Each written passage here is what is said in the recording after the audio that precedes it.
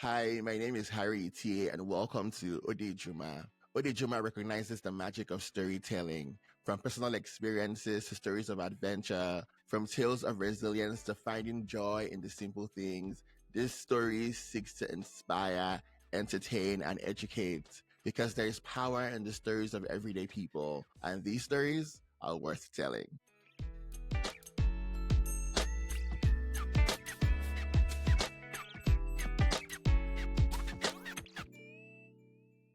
Hey y'all, welcome to another episode of Odejuma. I'm pretty excited about this episode because I have a filmmaker with me who I'm kind of very excited about. They have a new project dropping really soon that has everyone pretty excited. I have Stephen Chu right here. How are you, Stephen? I'm good. How are you? I'm doing really good. I'm doing really great. We're getting into the fall season. It's starting to get cold, and fall weather is my favorite time of the year. And so I'm kind of like basking in that.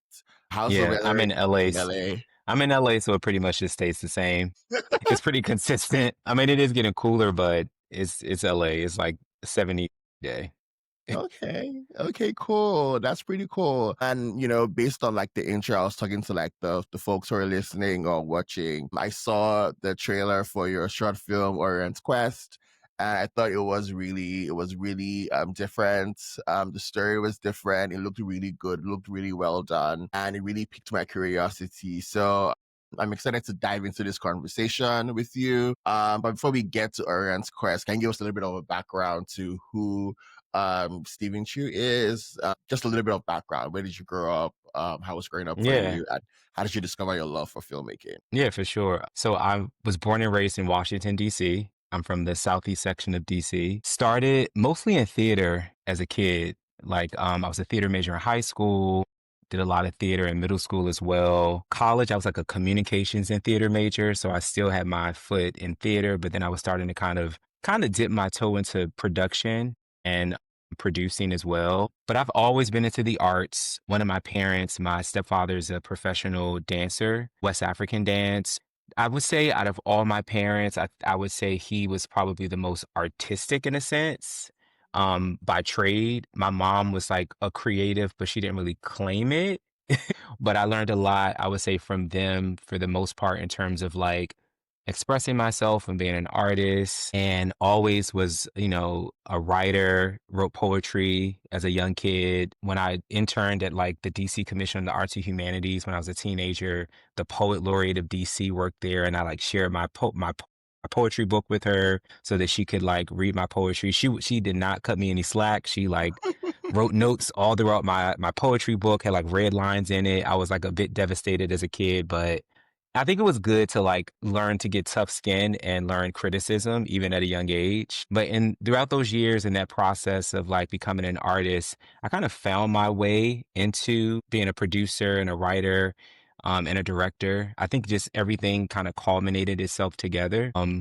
Moved to New York shortly after college, did a stint in LA through like an LA internship program through my college, Temple University. But my dream was to always live in New York. So like I did a month here and I moved to New York. And when I got there, I started taking like acting classes, but I was also like interested in casting. I think I was just trying to find my footing in entertainment.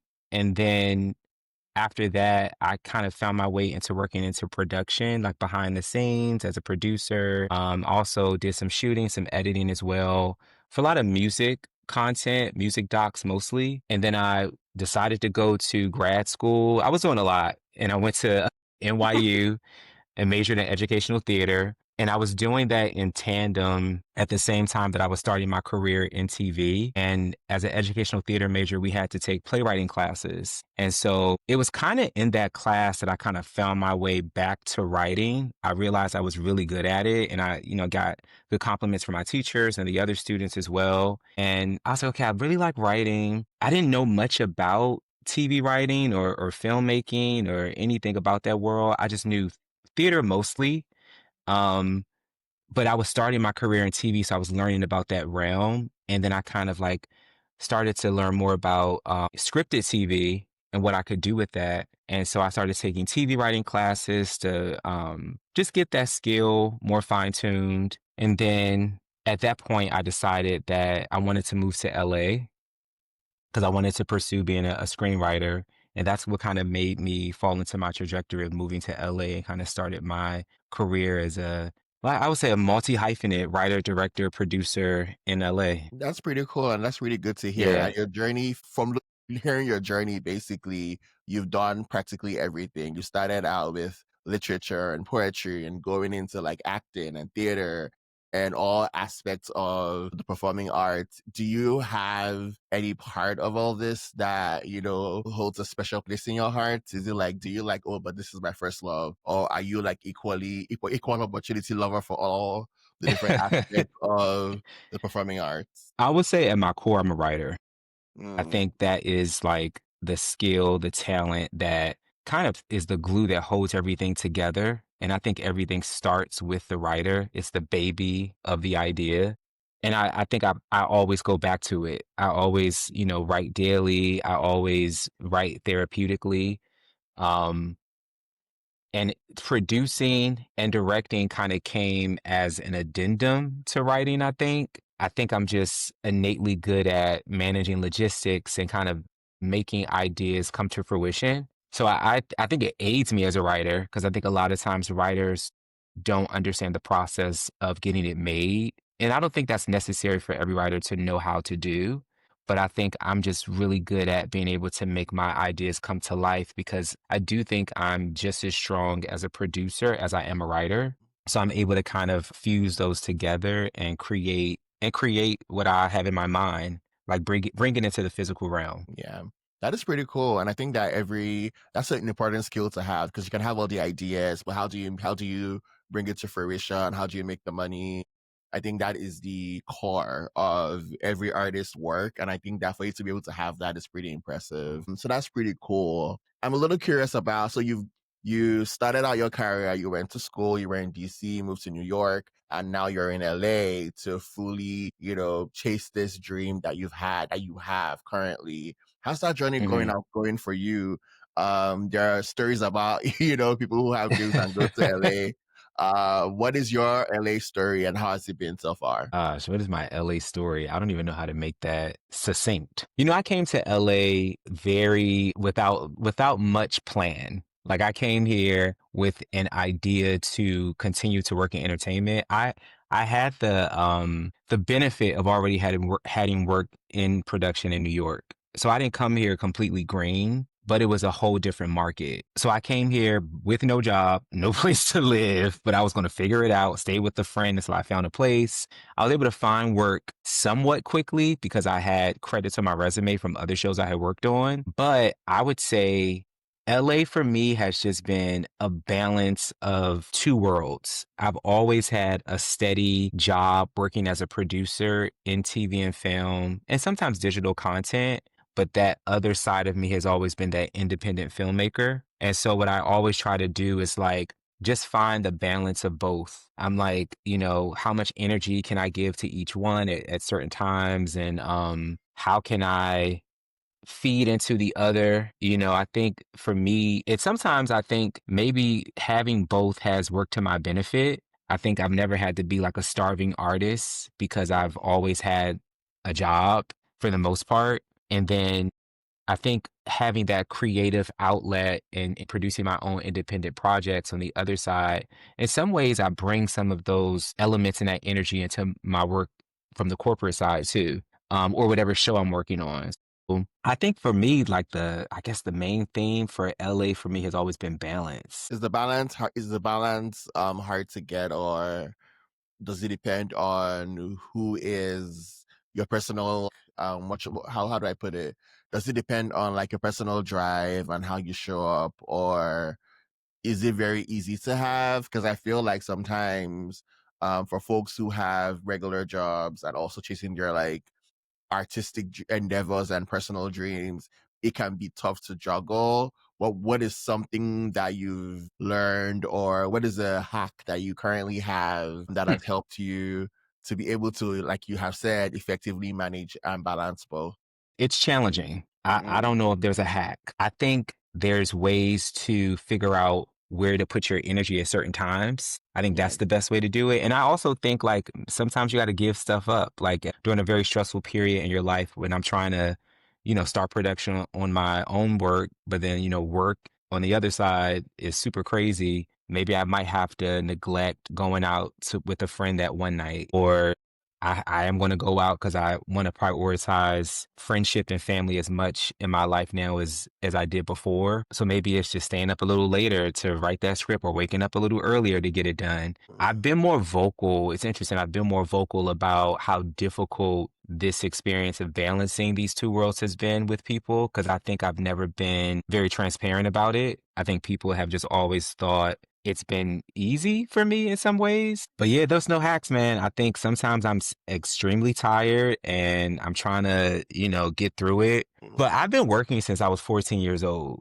So I mm, think I have always had this innate work ethic. I think it comes from my family. I come from really hardworking people as well. So I think I've always never been like lazy. I've always been somebody who is just going to just make it work if I can. But I will say within recent years, I have leaned more into self care and making sure I take the time that's needed. So if I work hard for, I don't know, 5, 6 days, I say, okay, Steven, you got to take a break. mm. There's times, when I was younger, it was like nonstop. Like, and I mean, one could say it's probably why I've been able to stay consistent with work and successful and, I would say staying consistent with work is successful in this industry, but I think it's as important to take rest as it is to work hard too. Okay, okay, that's pretty cool. Before we dive into Orion's Quest, I want to talk about those two projects, Get Your Life and I Used to Love Her. Give us a little bit of background behind your creative journey through those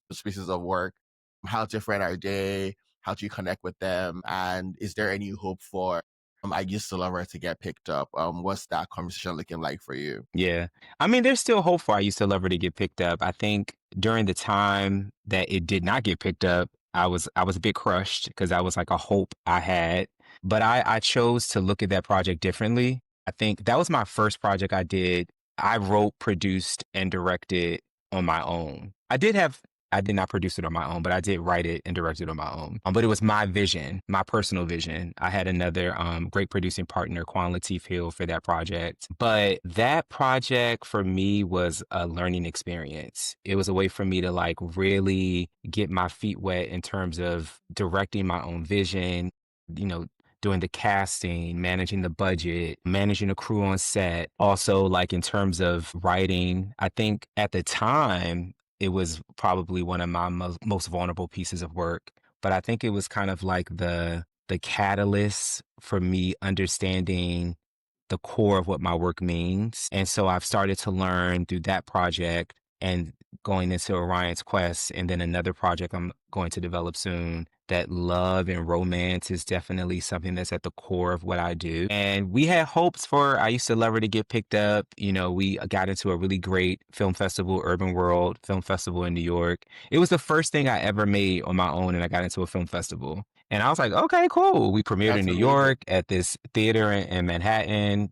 Family and friends came. And I'll be honest, I think I was a bit naive to the idea of getting into film festivals and how difficult it is. I just thought, because it was the first thing I made, I got into a solid one. I was like, okay, this is how it works. That's not how it usually works. It just so happened that happened to me my first Mhm. time. But yeah, I think that for me was like the start of it. And I remember when I was going through the casting process for I Used to Love Her, I was talking to two of my friends that were helping me out as like casting coordinators. I like turned to them and I was like, this is what I'm supposed to be doing. Like I just knew during the process of making that pilot, I was like, this is it. This is it for me.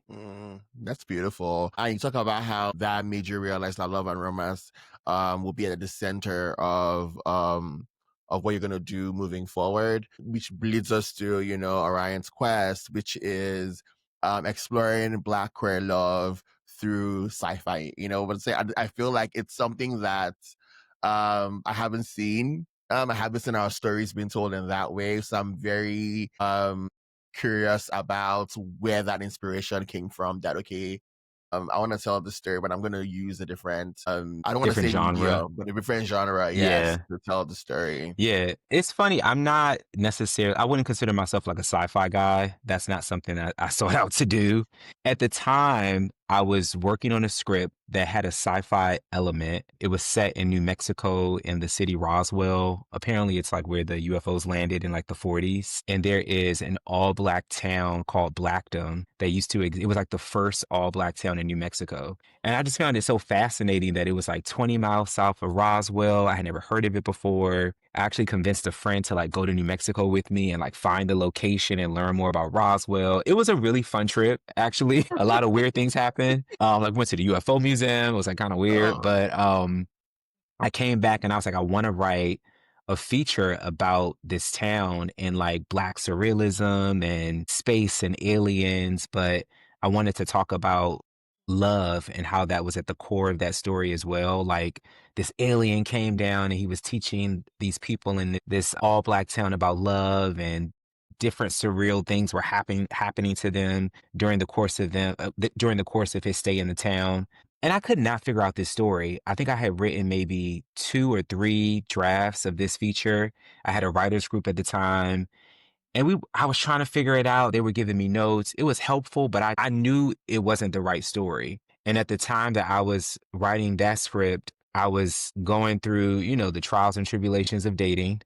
I mean, to be honest with you, still am. And I was like, I want to talk about this. This is what I want to talk. I think as an artist, you're sometimes called to talk about what's currently happening in your life. And so I don't know how I think it just like naturally happened. I was like, let me see if I can like fuse my own personal life experiences into this story that I'm trying to figure out. And that birthed Orion's Quest. And then I think I wrote maybe the first draft and I was like, okay, I think I'm onto something. Shared it with my writers group. They were like, okay, we think you're onto something. And then after like, it was like 10 drafts. I think I wrote that script over the course of maybe 7 or 8 months, sharing it with people, fine tuning it, getting it to where it needed to be. And that became Orion's Quest. that is pretty beautiful to hear. And when you were writing that story, what were the lessons you learned about like love and dating from writing Orion's Quest? So the lesson in the end of Orion's Quest is self-love. Like self-love is the most important component to finding a partner and finding true love. And it's interesting because I thought a lot of the difficulties and experiences that I was writing about in Orion's Quest were very specific to Black gay men. And my writers group had a straight Black woman who was in my group as well. And she was like, I identify with a lot of the difficulties that you're talking about, even with my dating experience. And so what it made me realize is like, it's universal, like people learning to love themselves and finding other people who love themselves is just so crucial in this romance situation. So I think that's probably the biggest thing I learned writing the story. And I also think it shifted my perspective of what I thought I could write. Like I never thought I could write sci-fi, and I kind of found myself doing it. And so I realized that my craft of writing is much more expansive than I allow myself to think more than anything else. So a lot of personal growth and Yeah, professional for growth as sure. well from, okay, that's pretty cool. And so what is the plan for Orion's Quest? As you know, it's the trailer dropped on Native Son. Everybody was kind of excited about it. I was excited about it personally, but I feel like I'm guessing it's going to make festival rounds before we see it. But I want to hear from you. What's the plan for the promotion of Orion's Quest? Yeah, so we have the world premiere at New Fest in New York, Saturday, October 18th. I believe it's 6 p.m. It's on if you go to our Instagram handle at Orion Quest the film, it's all in the caption. But it's for sure Saturday, October 18th at New Fest at the SVA Theater. So that'll be the world premiere. I'm really excited about that. This is my first time showing it to an audience publicly. I did have a private screening in LA maybe 2 months ago now. Um, but this is a much larger audience and people that don't know me. So I'm really excited, to get their opinion and to get their reactions to it. And then we have another screening in LA at the Michaud Film Festival. And that'll actually be the following Saturday after that, October 25th. And that'll be at the Culver City Theater that following Saturday. Okay, okay. Are you nervous at all about having to share this with the world? I thought I would be, and I'm actually not.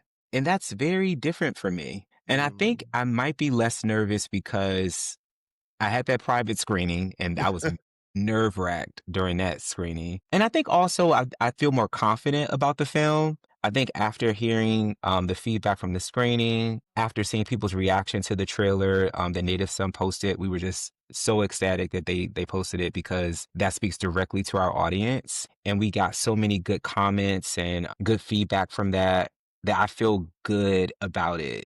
And it made me think about what I created in a much larger way to hear what people in the comments were saying from Native Son, and also with a Q&A after my private screening. I really didn't understand like how unique and how this film speaks to a lot of core things that you don't see in filmmaking. You don't see, romance among Black gay men often in films. You for sure don't see it in sci-fi. And I wouldn't say it's like a Black gay film. It's like it's a sci-fi. It's the audience is definitely and I'm glad that our audience resonates with this film, Black gay men specifically, because I think it is a film for us. But I think more than anything, it's a film about love, and I love the fact that it's Black love specifically.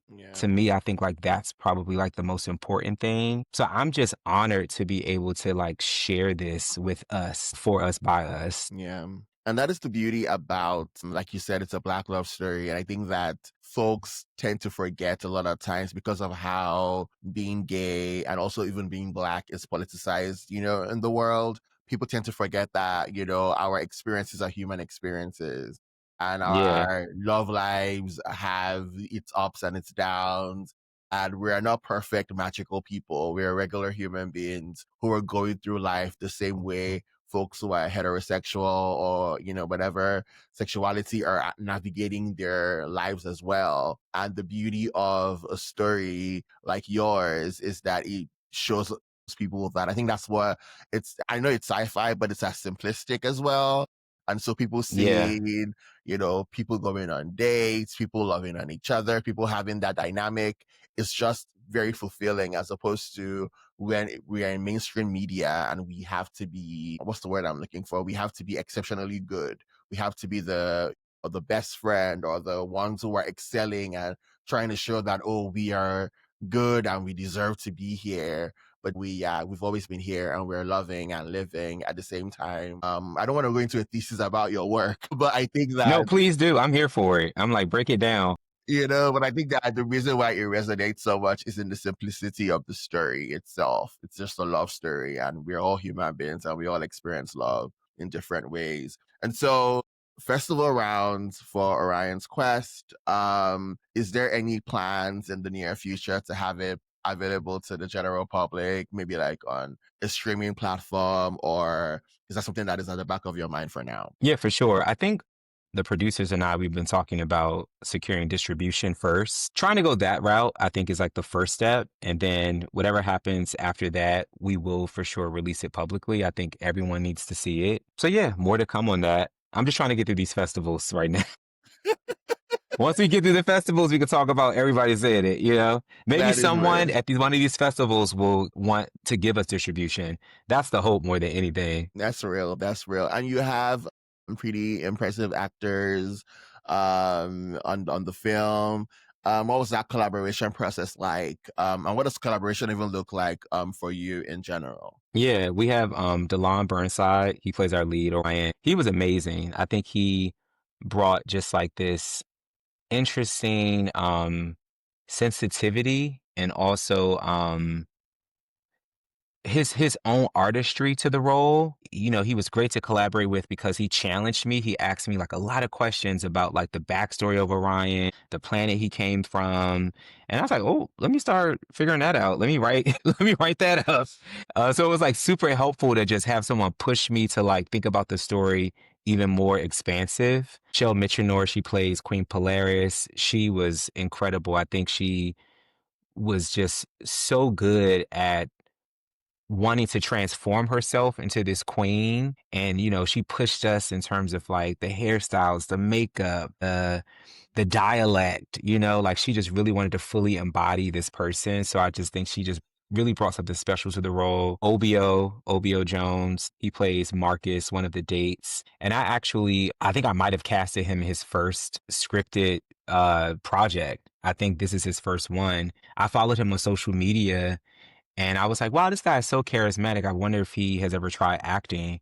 And so we reached out to him and he read the script. He loved it. And then we had him do like a self tape and he killed it. So I'm just honored that he even wanted to be a part of this project. And I foresee a lot more, amazing things to come from him. My line brother, Nigel Cox, plays Marcus. He plays the final date. And I think his performance was just so incredible. I think his monologue at the end is just so, emotional and it just pulls at your heartstrings. And I just think he just did such an amazing job of tying all the pieces together. I think for me, because I have a background in acting, I think from a director's standpoint, I think I am like an actor's director. So Mm. I know how to give certain feedback. I understand the sensitivity it takes to give them certain feedback and work with them and collaborate with them and give them notes on set. And I also think because I do have a casting background, I'm not sure if I mentioned that I kind of know what actors can fit for certain roles. And I think that helps me too in the creative process.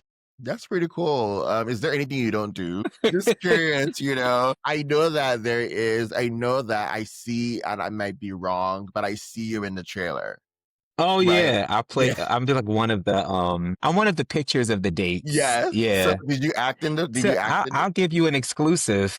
I was Okay. supposed to be one of the characters. I was supposed to be one of the dates. I was going to Okay. play the character Andre, that David Allen Magic. He's the actor who plays that role. But bandwidth and directing and Mm-hmm. producing kind of took over, and I was like, Mm-hmm. we got to give this role up. But that was going to be like my return back to acting. I find that in the next one, I definitely want to keep doing something where you see me in everything I make. It's very Yeah. Spike Lee, which I think is cool. Yeah. So I A want little to kind of cameo like do here a and nod to there. that. Yeah, Yeah. yeah. Yeah. So is acting something you're willing to explore a little bit? I mean, there are lots of actor directors, who don't even do cameos, but who go on and lead their projects. Is that something that you would ever do at some point? It's something I've thought about. I think I just need the time, and I Mm. think it's probably me creating a role for myself to act in. And that might be my entryway back into it. I do kind of miss it though. I haven't, done it in so long. I think it's a muscle that I want to flex again. But I see myself doing it again in some ways. I just don't know when. Okay. Okay. I know you have like your hands full with like filmmaking, but as a theater, I love theater. Theater is my safe space. That's my favorite art form to consume. Really? Okay, Yeah, cool. yeah, I love the theater. I love a play over a musical, which is very weird. People love musicals. One, I love a good musical, but a play is, for me, that's the sweet spot. But Yeah. would you ever do theater again? Maybe like act or write a play or something? I do want to. So I have a play that I wrote when I lived in New York. It's called Blue Note Hearts. And I had a whole table read with like a bunch of friends and like a dinner at one of my friends' home. She's a chef. And the intention was to have that table read to not only get notes, but I wanted to produce that play like off Broadway. This is years ago when I lived in New York. And I don't know. I think that play's gonna find its way back. Yeah. I'm not sure when. I'm gonna dust it off, but it's gonna come back soon. But I do see myself maybe doing something in theater, but I gotta do one thing at a time. Yeah, I can't do it yeah, all, you know? yeah. So I'm guessing right now Orion's Quest is taking like your time and your energy. Yeah, for sure. Yeah. Okay, cool. Cool. What is the thing in this moment now in this space that you're in? What is bringing you the most joy? And I know that you have your film is going to be premiering and all that, and that is pretty big. But what else is bringing Mhm. you joy right now in this time? What's bringing me joy? That's a deep question. You know what's bringing me joy? I think I'm seeing a lot of growth within myself. I think Mm, me creating this project and it being such a vulnerable piece of work has pushed me to grow as a person, to be more open with people, to be more honest with people, even to talk about process. Like this is my first podcast experience, talking about my work and publicly speaking about it. So I think it's challenging me to be more open about my artistry and learning that it's not just about me. Like there's other people who will listen to this who are artists who can learn from this, who can learn how to be better artists, who can learn how to balance their time. So I would say that's what's bringing me the most joy right now is like is pushing myself to limits that I know I'm capable of. That's pretty good. That's beautiful to hear. I was reading and I saw that you're working on a project called Give the Drummer Some. Is that still Yes, in the works? that What's is the update that on is that? still in the works. I just had a meeting with my producers and a graphic designer to beef up our pitch deck this morning. Okay. Okay, But that cool. project is like all my projects are special to me, but that project specifically is special to me because it's about my hometown DC. It's my first feature, and we've been developing this project for about 6 years. We've had a lot of experiences and journeys and roads and people coming on the project and falling off and just all types of things happening. But we're still pushing and we're still trying to get this movie made. But it's a fictional tale of the first all-female go-go band in DC in the late 1980s. So I'm not sure if you're familiar with go-go music, but it's like the native music of where I'm from, DC.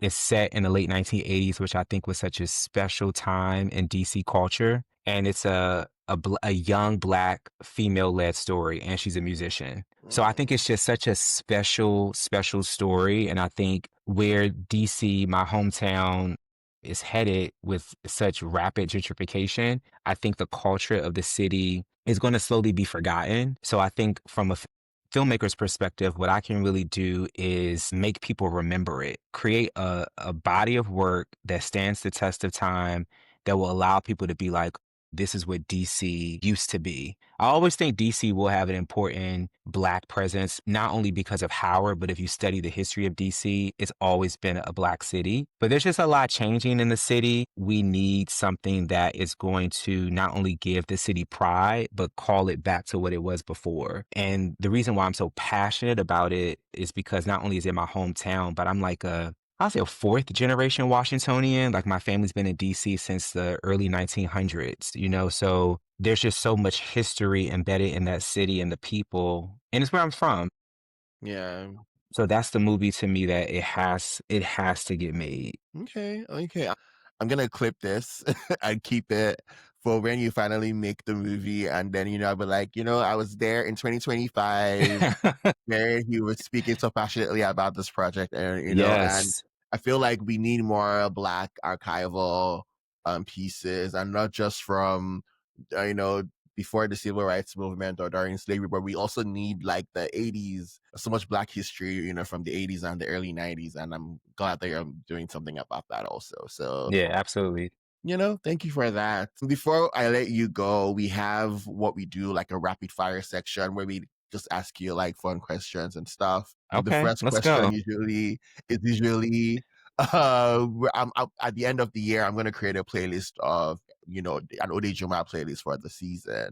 And Okay. this first question is going to feed into that. So what are the top 3 songs on your playlist right now? Beyonce, I Care. I love that song. That's a good one. I would say Anderson Paak, Put Me Through. Okay. And then what's the third song? I've been listening to a lot of Jay-Z lately. Whenever I feel like I'm in like boss mode, I Yeah. go to Jay. Okay. Yeah. So like the Unplugged album, the Okay. Jay-Z Unplugged album. Yeah. Okay, that's a good one. That's a really good one. What is a movie that changed your life? A Time to Kill, Okay. which is very rare to say. I mean, my favorite movie is The Color Purple, but A Time to Kill was the first movie I saw in theaters that I saw the audience have such an emotional gut reaction to the film that people were on their feet at the end of the Mm, film. And I remember as a kid, like looking around the theater and I was like, wow, like this is doing this to this people. mm, Like it was my first time recognizing the power of what film could do. Like it could stir that much emotion up in someone that could get them out of their seat in a movie theater. That's real. That's real. Okay, cool. Yeah. What is a song that captures your mood today? Like in this moment, what is a song that is reflecting where you Mm, are right now? where I am right now. Maybe, can I say an album? Sure. Yeah, I would say D'Angelo Brown Sugar. Like, it's just real sultry. Mm. It's like I'm feeling real like in my bag right now, you know? And I Yeah, always love like 90s R&B. So that's that's the my best vibe. R&B. That's the best. I'm a millennial, so I'm biased. 90s R&B, best R&B ever. Who are three artists you really want to collaborate with? I would say as a filmmaker, I gotta say Spike. I'm actually Mm, watching all his films right now, just trying to look at his filmography and look at the growth of his work. So I would say Spike for sure. I have my mood board up here. Let me look. I would say, yeah, Jeffrey Wright. He's from DC. I think he's such an amazing actor. I would love to make something that he's in. And I would say, can I do two? sure, Can I do choose two one. more? I would say Dochi. 'Cause I think Okay. I think we have not seen the full capacity of what she can do, and I would love to maybe direct or I actually found out about Doechii. It's a tangent, but I actually found out about Doechii before I found out about her music. She was in a film Mm, called, oh gosh, I forgot the name of the film. It was like Mom or Mother. It's an independent film, and it's set in Florida. Earth Mama. That was my okay. entry into Doechii, and I remember watching and she's not even the star, she's a supporting character, but I remember being so transfixed with her and being like, "Yo, who is this woman?" And then I found out she was an artist, and I was like, "Oh, she's an artist?" And that was my entry into her music. So I would Mm, love to work with her, you know, as an actress or even as like a creative collaborator. And then of course I got to say Beyonce.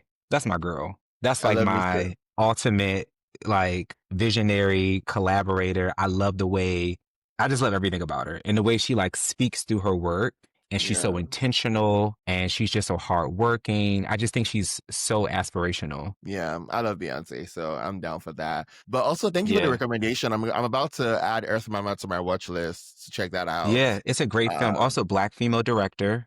okay, So definitely check it out. Yeah. okay, cool. I'm adding it in. What is your guilty pleasure? What's my guilty pleasure? Some people say that I'm not guilty about any of my pleasures, but No, I think that's whack. People have guilty pleasures. I was gonna say like chocolate, but I feel like that's a whack guilty pleasure too. What's something that I just really enjoy doing?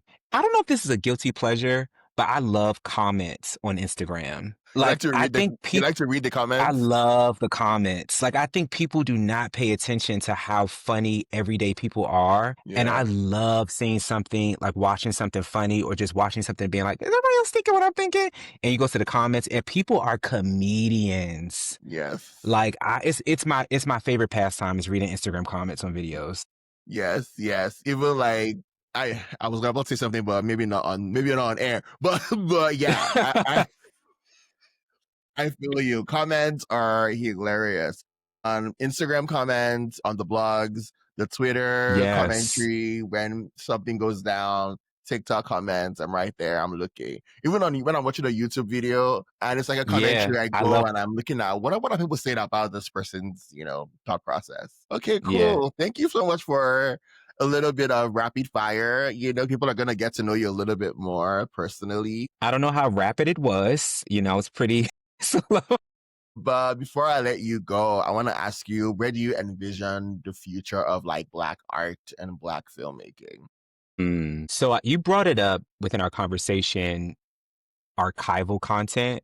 And I've Mm, actually been having a discussion with one of my friends who's passionate about that we as Black creatives don't understand how our work will stand the test of time. And I think even Solange, I think she just released some type of library system or collective where she's yeah. archiving like old 90s album covers and magazines and things like that.